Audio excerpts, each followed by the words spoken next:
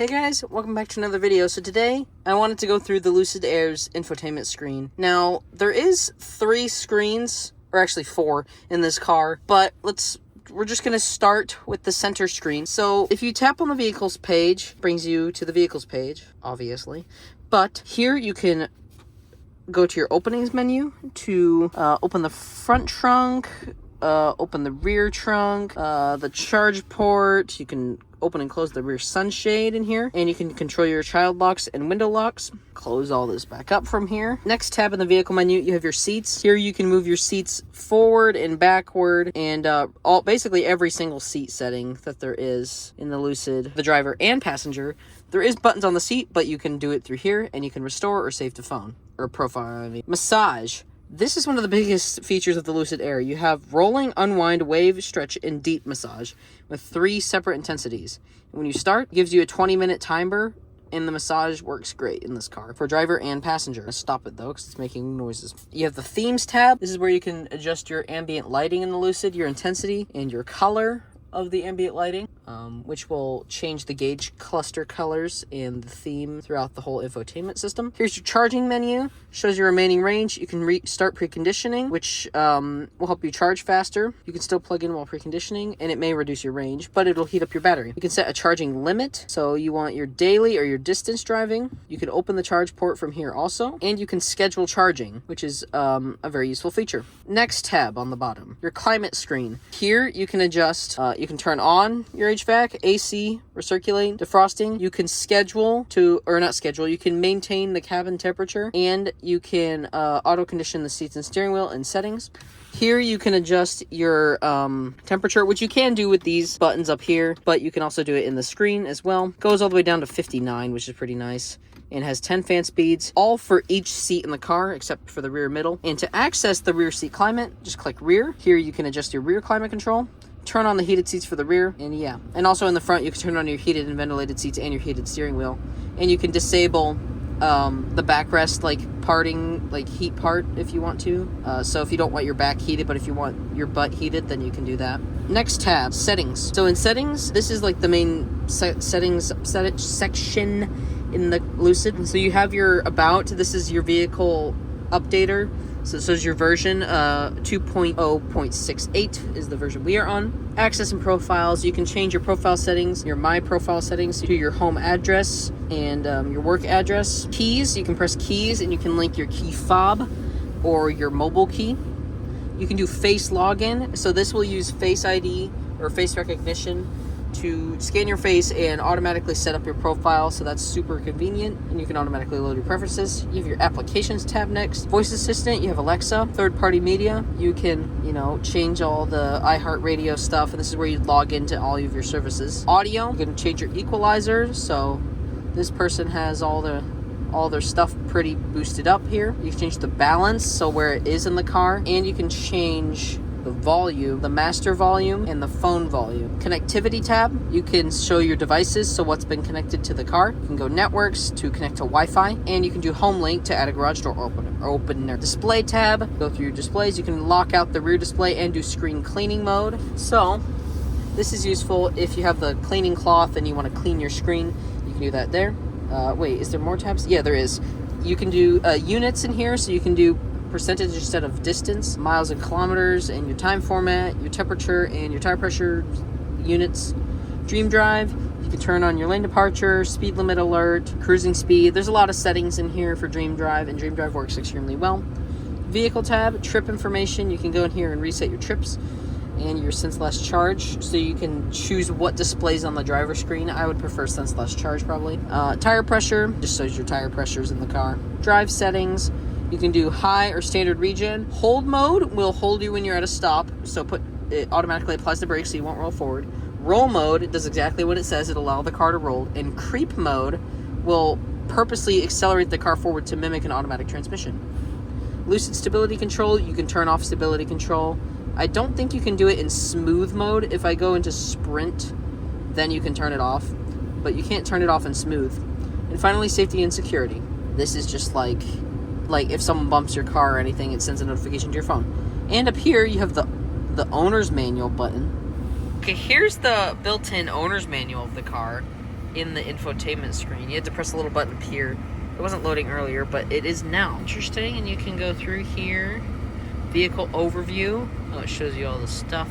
Recovery attachment point. Yeah, select openings. You have the following methods. Select thing openings on the pilot panel. Press the bottom of the charge port door with a valid key fob within 6 feet. So you should be able to like push it to open. Yeah, but it has a lot of crap in here. Yeah, I'm just gonna skip this. It's not working. That's where you would normally access the owner's manual, but it's not working.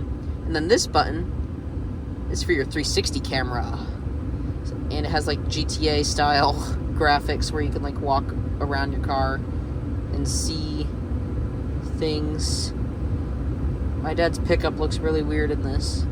And it has auto park. So this will find parking spaces and park for you. And this is to turn off the parking sensor beeps, this little sound icon up there. Okay, moving on up. We're going to move up to the center screen. So the center screen, here's your home tab. You have your navigate to home, navigate to work, and your Sirius XM station favorites here. If you click that, it'll go to your favorite Sirius XM station. It shows your time and your temperature. Click here, opens up your nav. Here's your nav built in. Works pretty well, pretty responsive. It's not too bad actually. Charging, you can click on that. It'll show you charging stations in your area, which there aren't really anywhere I live, unfortunately.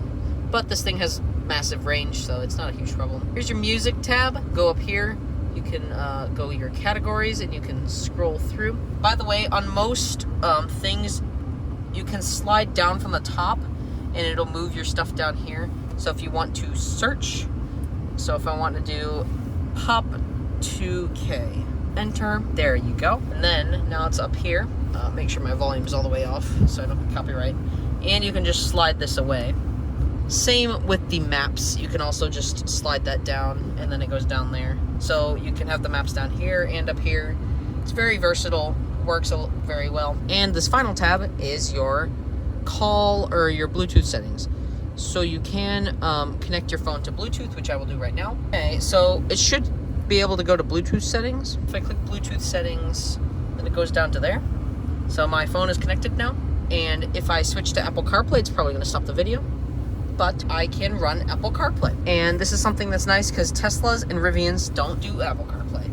But it works pretty well. And you can use maps. So if you don't like the built-in maps built into the Lucid, it works. The screen for Apple CarPlay is not the biggest, but it works. And there is kind of a lot of dead space here because this screen is a very odd shape. But I can go into my phone settings, wallpaper, to something different, which works pretty well. Yeah, Apple CarPlay. And we're gonna move over. Actually, I'll just hold it. So this is your gauge screen. Not much to see in here. It basically just shows your speed, your power meter, and if I engage cruise control, then it shows this view and your distance and your radar cruise. Shows who's buckled and your turn signal cameras as well. On this side, this is just your basic light control panel. You have your charge port, your defrosting icons, and you have a de-icing mode, which will automatically de-ice your windshield. Light settings are over here. This is nice, so you don't have to dig through another menu in the screen. You can pop your front trunk here. You can lock your doors right there, and you can adjust your wipers. And that's pretty much it for a basic overview of the Lucid. Also, one cool thing. The icon of your car actually reflects what is happening. So if I open the front, it shows that. If I open my door, it shows that. Shows that.